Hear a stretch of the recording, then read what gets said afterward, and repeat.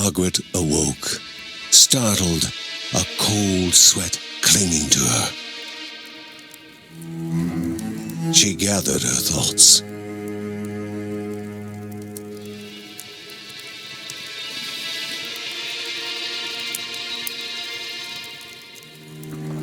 Aged wood creaked, echoing through the quiet rooms.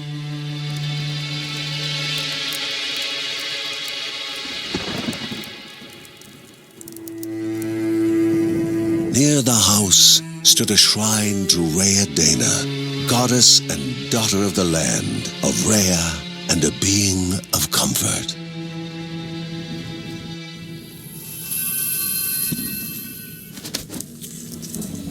Margaret sought answers.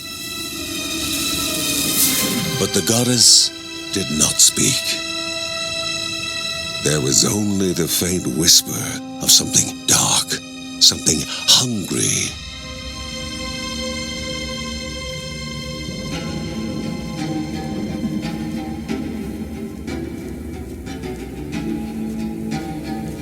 The old seer's bones felt the weight of their age as she climbed.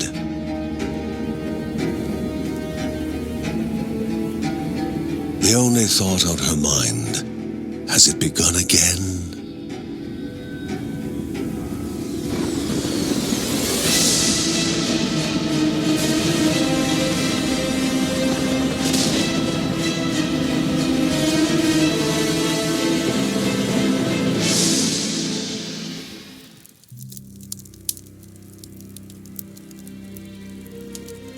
John's mission would be a simple one. He was to investigate Rhea's greatest shrine. His mother presented him with a fresh divinity shard.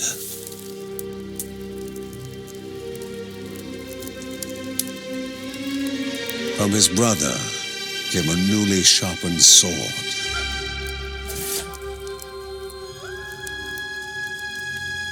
His wife gave him a kiss, and his daughter's hugs were full of reason to return home safe.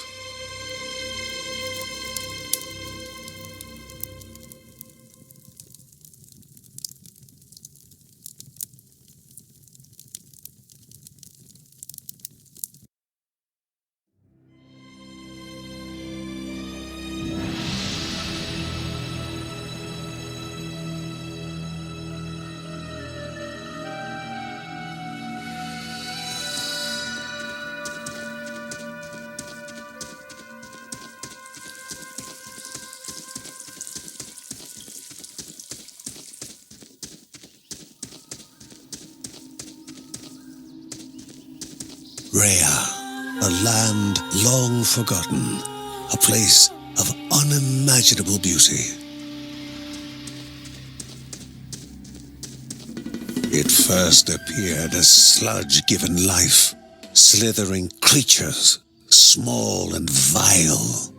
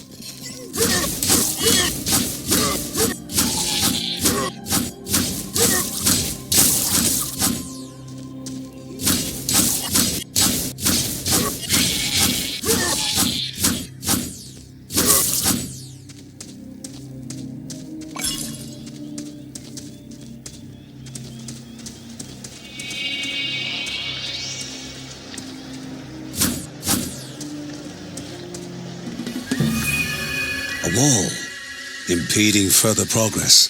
A battle was certain.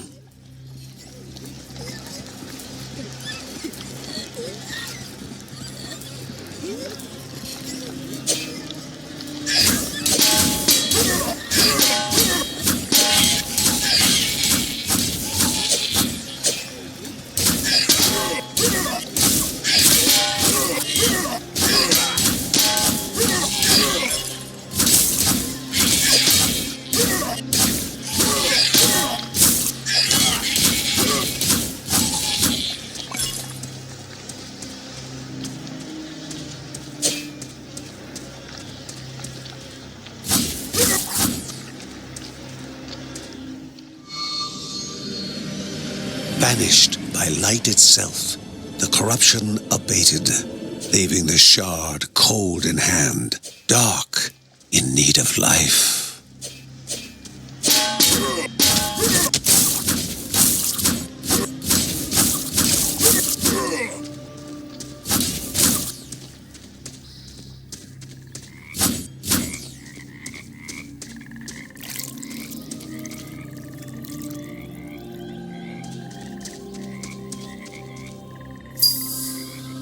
The shard grew warm, humming softly from the harnessed energy.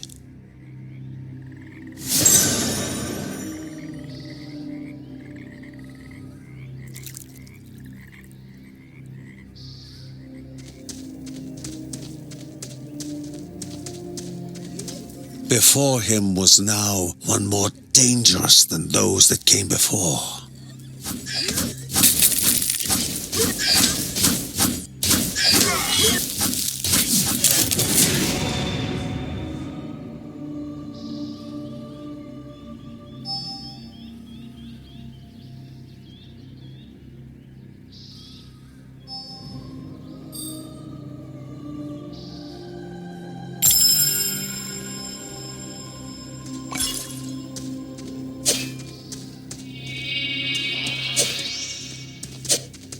Goblins.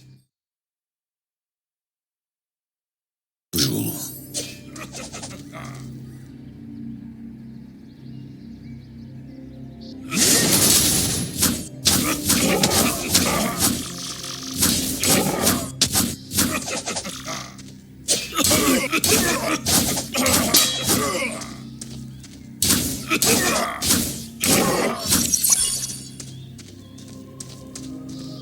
Magnificent, but dangerous, a land of love found and of love lost.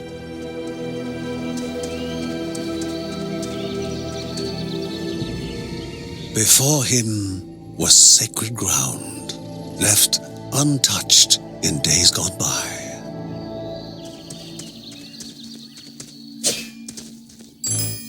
Remaining calm and collected, the shock of his heart-skipping beats was concealed in expert fashion. Before him stood Linda, his eldest daughter, with bow and quiver at the ready, determined to do her part.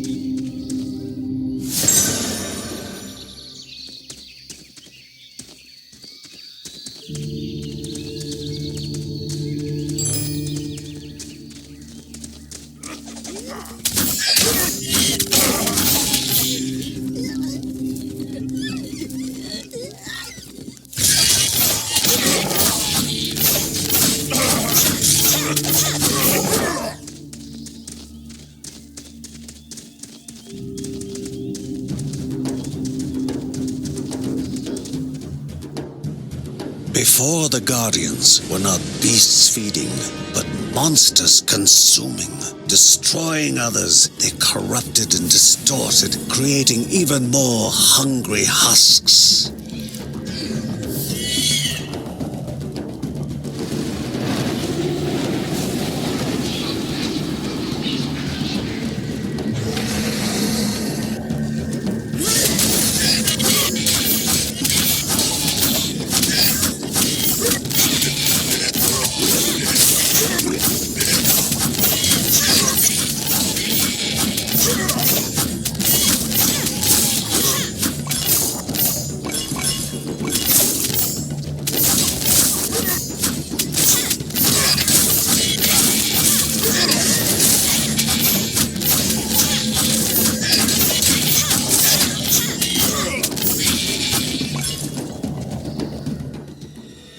Both father and daughter gathered their thoughts, their hearts heavier than before.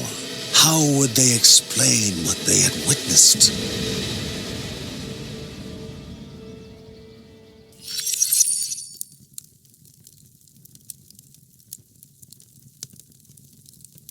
The ancient tree had been cut down. Together, father and daughter described the horror, the creatures dripping with decay that slithered into bodies stuck between life and death to bolster their ranks.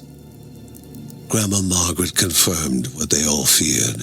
It was the corruption, a cruel entity spoken of only with hushed voices, an ocean of darkness that flowed from the top of Mount Morta. And the Bergsons' duty was to stand against this devouring deluge of death. Kevin was also eager to do his part in the family's fight, especially when his older brother Mark was off somewhere. He was as much a guardian of their mountain home as any of them. She stood. If they were to reach the summit and destroy this evil, as the Bergsons of old had done in the past, they would need the assistance of the sanctuary.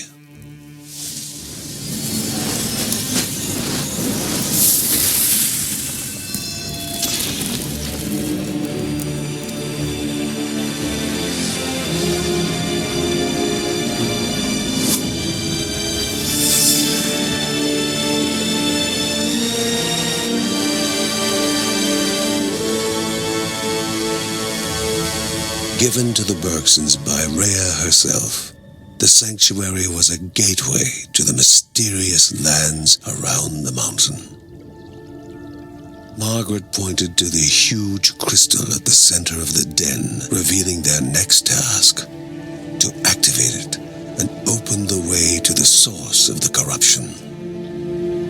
And once Rhea's 3 spirits are gathered on the grounds, the only gate to the top of Mount Morta will open in this chamber.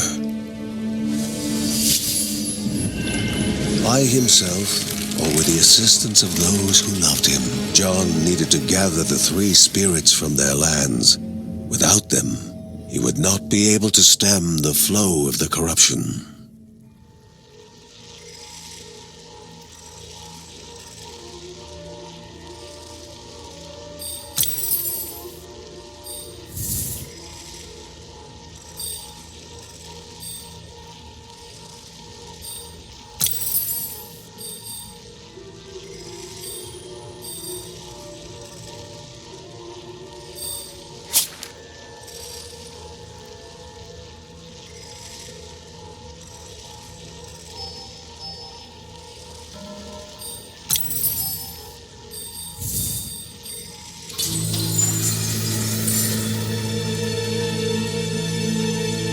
Celestial shard, chipped directly from the ancient crystal in the sanctuary.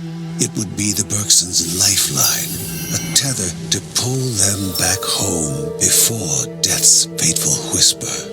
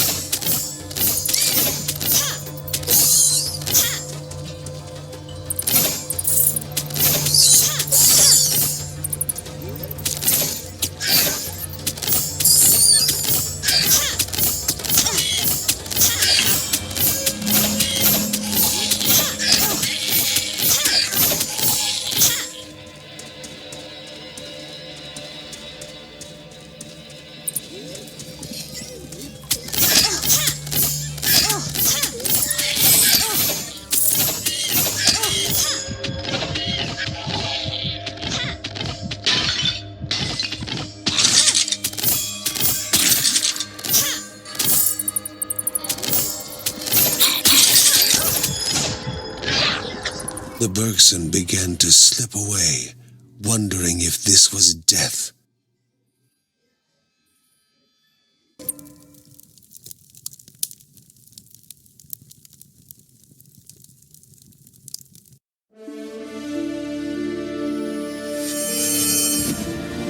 They gasped for air as the celestial shard brought them back, a sensation no hero could become accustomed to.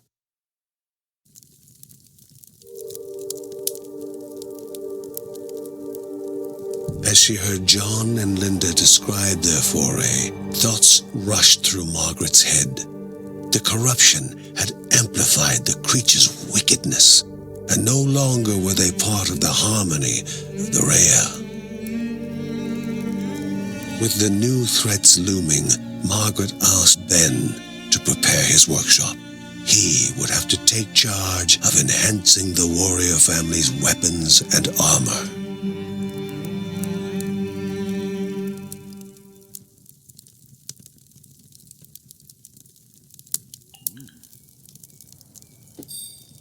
Uncle Ben reached out to the familiar warmth of the forge. If they were to reach the top of Mount Morta, their equipment would need to be of the highest quality.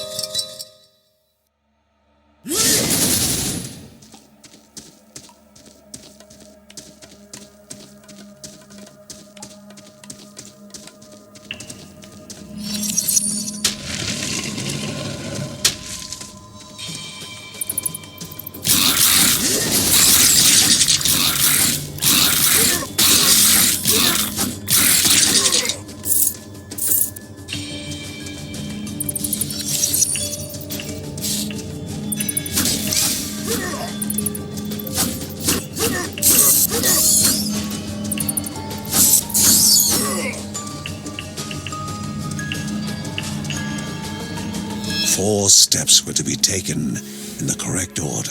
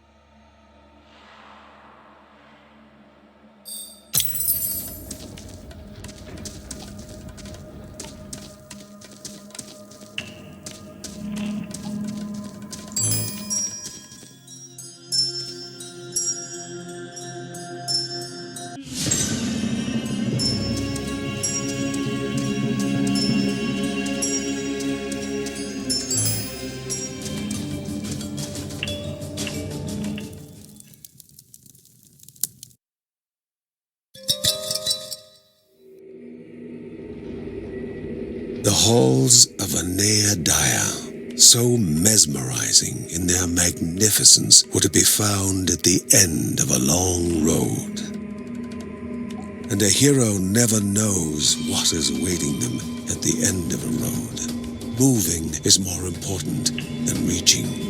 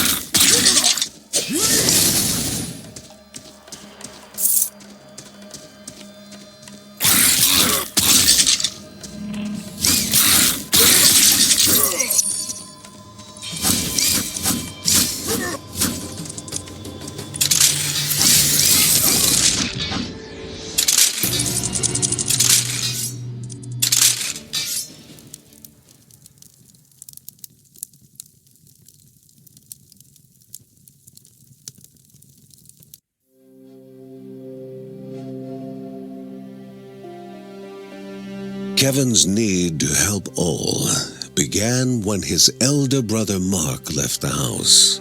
His brother was strong, making any near him feel safe, but he left Kevin.